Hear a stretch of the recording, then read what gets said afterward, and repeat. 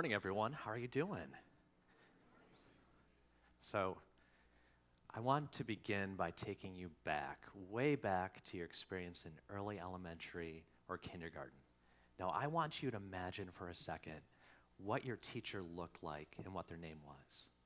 I want you to think about who your best friend was and what you like to play at recess. If you can, get that image of that school lunch you love to open up each and every day and get that taste of what it tasted like in the back of your mouth. And if you can, get that ubiquitous smell of open paste bottles and warm peanut butter and jelly sandwiches in the back of your nostrils. Now, I know for some of you, this is conjuring up images of actually eating the paste. You need to keep that down. That is just not right. But as you come back from your images of early L or kindergarten, I want you to connect with that feeling deep in your gut. And I would imagine for a lot of you, it's a pretty fond feeling. You know, not saying that the experience of kindergarten and early L is the best for everyone, but for most of us, it's a pretty fond and warm experience. The only issue is I would argue that if we were to graph passion for school versus grade, it would look something like this. You see, in elementary, passion tends to grow for learning in school, but something happens around middle school. Well, actually, a lot happens around middle school, but that's a whole nother TED Talk. We don't have to go into that. But for some kids, passion for school tends to actually plateau around middle school and actually goes down over time. In fact, for some students, passion for school hits so low that within the United States, it causes 7,000 students each and every day to be expelled or to totally drop out of our systems. This amounts to 1 million students each and every year totally physically disengaging from our K-12 school system. Now, while this is a staggering and a sobering statistic, I believe it represents just the tip of the iceberg. You see, within our school systems, we have many, many, many more students that find themselves bored, uninspired, and unmotivated to work hard. Essentially, these students see no connection between what they're doing and their lives and their future. Now, as opposed to dropping out, these students simply go through the motions and bide their time until they can get on to the next phase of life, whether that might be a high school diploma or going on to college. Now, they often say that your greatest passion in life comes from your greatest challenge, and I couldn't agree with that sentiment anymore, because honestly, this was me. This was me in junior high, high school, and even the beginning of college. I could sleep through any class. I could sleep on any desk. If you've ever tried to sleep in gym, it's a hard proposition, but it can be done. So I was pretty much the most disengaged kid you could find in probably the planet. So how do you raise engagement for kids like me when I was back in junior high, high school that see no purpose in what they're learning? Well, we've been doing research within the Ottawa area of West Michigan, and we've been asking our graduates 1 in 5 years after they leave our systems a series of questions, but one question in particular has held a lot of value for me. The question is, looking back now, how could your high school experience have better prepared you for where you are in life? Now, since 2005, so the last 10 years, a majority of students have been telling us if our learning had been connected to real life and potential careers, it would have made the biggest difference. So why are we not seeing more of this within our schools? Why is this not happening on a more regular basis? We've been hearing this for 10 years. Well, one of the reasons has to do with the rapid pace of change and innovation within our society and business at large. You see, it becomes rather easy to predict with some certainty what businesses and industries are going to be center stage and are going to be prevalent in the near term. But once we start to look 3 to 5 years down the road, that becomes a hard proposition. So connecting our educators and the content they teach to what future careers are going to be available for their kids when they leave, that's a tough sell. Also, think about the career trajectory and the education of a typical teacher. So a teacher typically goes to 12 years of school, and afterwards they graduate and go to 4 more years of school. And then during that time period, they learn about working at a school. And then after they graduate the school, they actually go and work at a school. Educators rarely, if ever, have the chance to actually work within the industry where their content is being utilized. And even if they did, once they got back to the classroom, how that content is being used within the industry would be rapidly changing. They would have to constantly go back and see how it's being applied. Now, one way that we could start to integrate real life and potential careers into what we do is to focus on soft skills or employability skills that industries and organizations are looking for. Things like the ability to critically think, to communicate, and to problem solve. Now, whether you're the CEO of a company or you happen to be working on the factory floor, these are the skills that you're gonna need to do effective in any job that you might have. It's because of this that we need all of our students graduating in our systems to have these skills before they go into the world of work. In fact, these skills are so important that research shows us that they're a 5 times better indicator of job success than education attainment alone. The only thing is, our current system of education does a pretty poor job of helping kids learn these skills. It's not that our system is poorly designed. In fact, it's designed really, really well. It's just designed for a place and a time that's no longer here. Malcolm London put it so eloquently within that video we just saw. You know, we don't have failing school systems. We have schools that are succeeding in what they're built to do, to train you, to keep you on track, to chase down an American dream that has failed. Our factory model of education, where kids go to grade and learn basically the same information, knowledge, and skills, regardless of background, interest, or talents, was made for a time when kids would go out to a job and be required to do the same task correctly with little need or ability to question or think about what they were doing.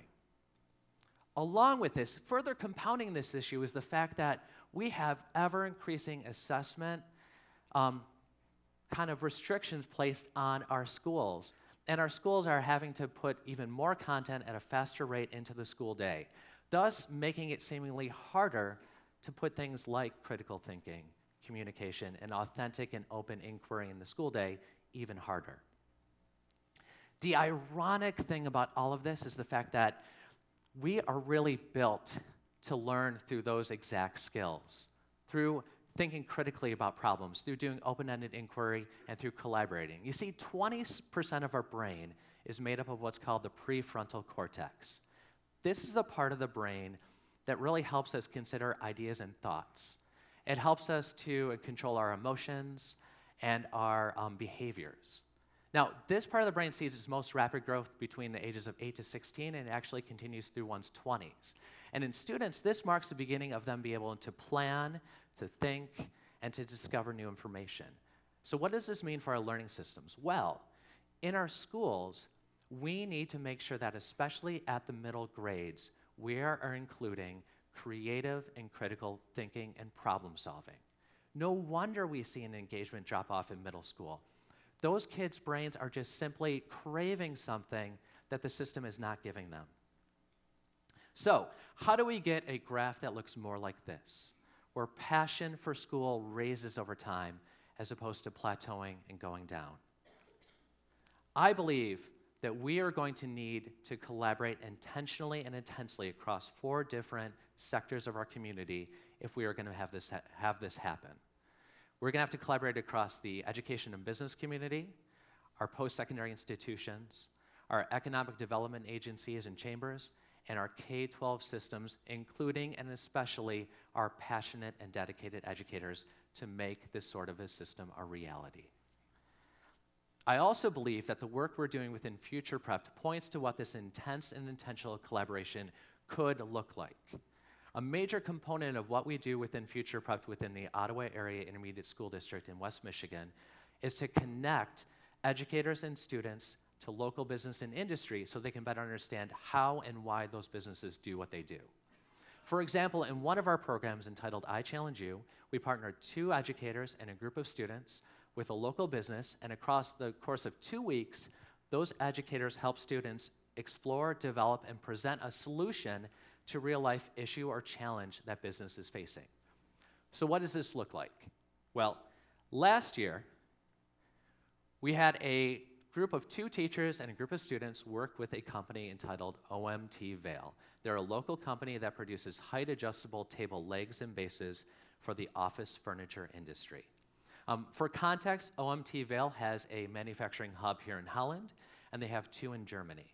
Now, the question that OMT Vail presented to the students on the very first day was, besides the office furniture industry, what other industry should these height-adjustable table legs and bases be used in? Well, this is a really, really complex problem. Someone's whole full-time job is devoted to this actual question. So our students were coming up with ideas, they were researching it, and on the second day, they wanted to kind of get a gut check from the company to see what they thought of their ideas. And at the end of the day, they presented their initial solutions and concepts to the company, and the company liked one of the ideas so much that they had the students right then and there sign non-disclosure agreements. It's pretty amazing, isn't it? 2 days, that's all it took. Our kids figured out something that they could produce in 2 days. Now, here's kind of the kicker for me. So they had 2 days. Basically, they had to kind of readjust and pivot to something else and do something else for the final thing. 8 days later, they came up with another solution that was so good that OMT Vail is currently working on how to manufacture it and produce it as well. So they got 2 ideas out of those 2 weeks from those students. Let me tell you one more story about the program.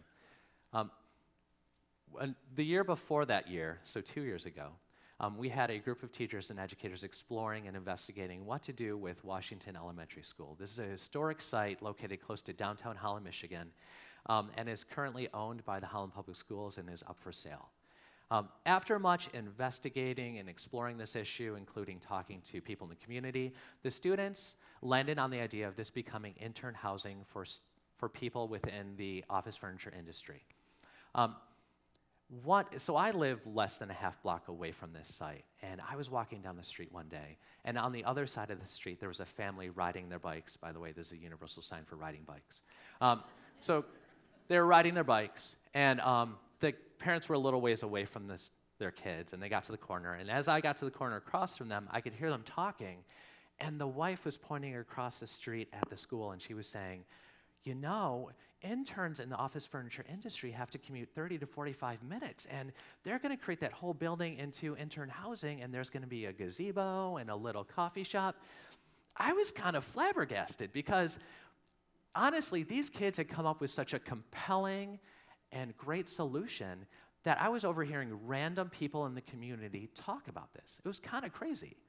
Well, Alison Gopnik claims that children are the R&D department of the human race. And I couldn't agree more.